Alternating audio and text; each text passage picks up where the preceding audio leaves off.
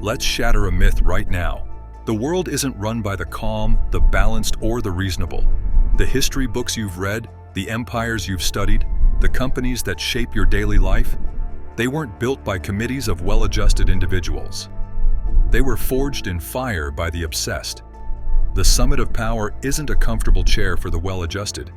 It's a jagged throne for the relentless, the ruthless, the slightly unhinged.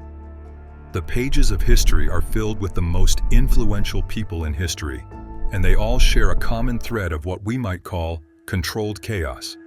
By the end of this video, you won't just understand why the most powerful people have to be crazy.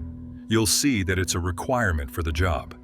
The central idea is this: genuine, world-altering power demands a particular kind of madness. It's a paradox.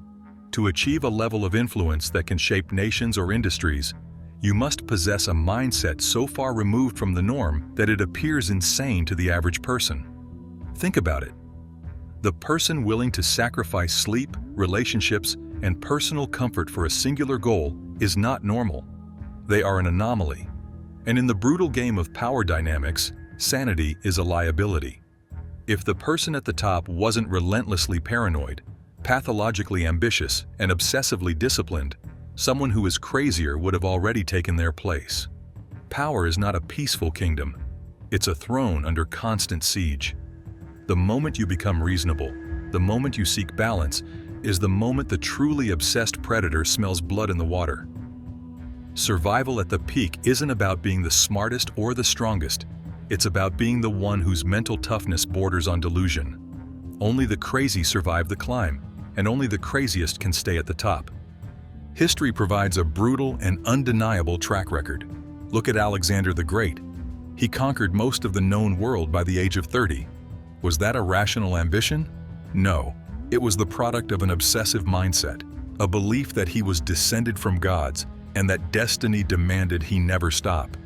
His generals, seasoned and logical men, begged him to turn back. But his craziness, his absolute refusal to accept limits, is what etched his name into eternity.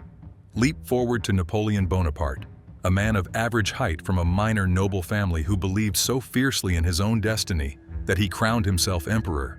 He meticulously planned battles with a level of detail that would drive a normal person to exhaustion, operating on a few hours of sleep.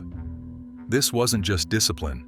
It was a fanatical obsession with control and victory, a form of controlled chaos he unleashed upon Europe. And what about Genghis Khan?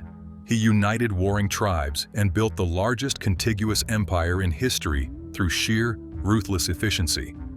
His decisions were cold, calculated, and often brutal, the work of a mind completely detached from conventional morality, focused solely on the objective of absolute power and control. This isn't just ancient history.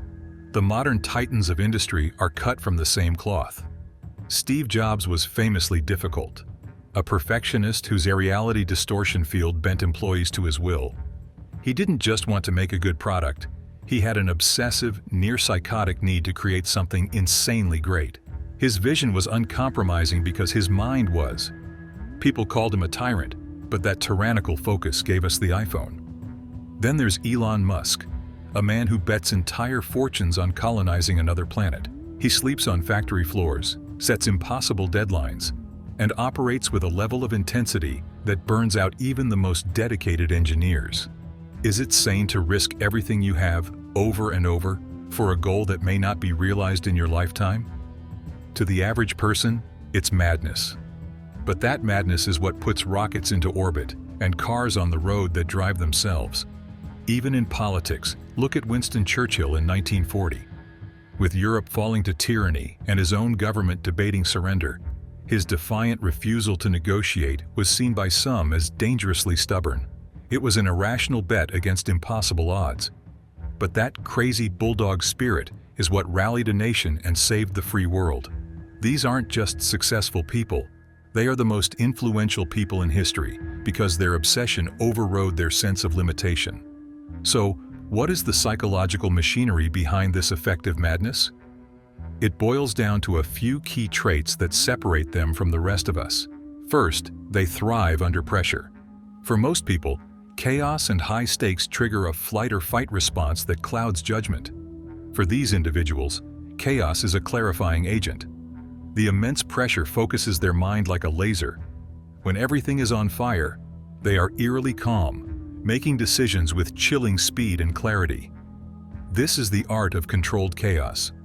Second is a profound level of emotional detachment. To make the decisions required at the top, you cannot be swayed by sentiment. You have to be able to fire a loyal friend who is underperforming, sacrifice a division of soldiers to win a war, or shutter a beloved but unprofitable part of your company. It's not that they are incapable of emotion. It's that they have the mental toughness to compartmentalize it, to push it aside in favor of the cold, hard logic of the objective. Ask yourself honestly, could you make a choice that ruins 100 lives to save 1,000? They can, and they don't lose sleep over it. Finally, there's a level of discipline so extreme that outsiders call it crazy. Waking up at 3 a.m. to get a head start. Working 18-hour days for a decade straight. Forgoing vacations, hobbies, and sometimes even family. This isn't the hustle culture you see on social media. This is a deep, monastic devotion to a single purpose. It's a self-imposed prison of productivity, and it is the engine of their power. Their discipline is the cage they build around their own chaotic ambition. But this crown of madness comes at a devastating cost. The same obsession that fuels greatness can curdle into a poison that corrupts the soul. The relentless pursuit of a goal can cause moral compromises that start small and end in catastrophe. The line between ambitious and tyrannical, between visionary and corrupt, is razor thin. When you believe you are the only one who can achieve the mission, it becomes easy to justify any action taken in its name. Greed becomes a constant temptation. Once you have 1 million, you want 10. Once you have a nation, you want a continent. The hunger for power and control is insatiable, and it can warp even the sharpest mind into a paranoid, isolated husk of its former self. The weight of survival creates an unbridgeable chasm between them and everyone else. They are surrounded by people, but they are utterly alone.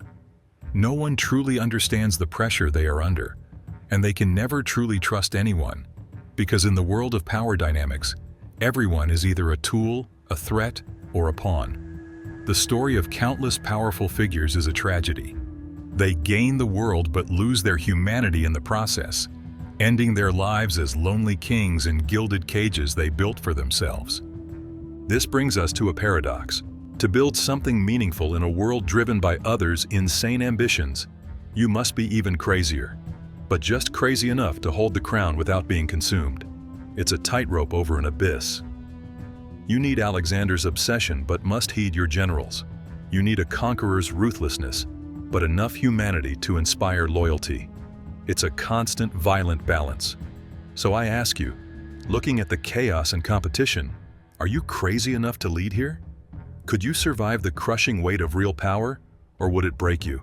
Think about it and share in the comments. How would you manage absolute power? How do you apply this lesson without becoming a monster? Channel extreme traits productively. First, practice controlled chaos. Don't flee pressure. Build disciplined systems that let you perform when stakes are highest. Second, cultivate strategic emotional detachment. Separate emotion from facts in major decisions. It's not coldness, it's clarity. Third, channel your obsession. Have a mission, a purpose so compelling it fuels unnatural focus and productivity. Let that crazy edge build your own empire, whatever that may be. Ultimately, the world isn't run by the sane, it's run by the obsessed, the paranoid, the fanatically driven who were just crazy enough to bend reality to their will. Maybe it should be. The crazy, the misfits, the rebels, they push humanity forward, for better or worse. If this resonates, hit like, subscribe for more truths about power, and comment on leadership and madness. The question isn't whether the powerful are crazy. It's, in the world they've built, are you crazy enough to survive?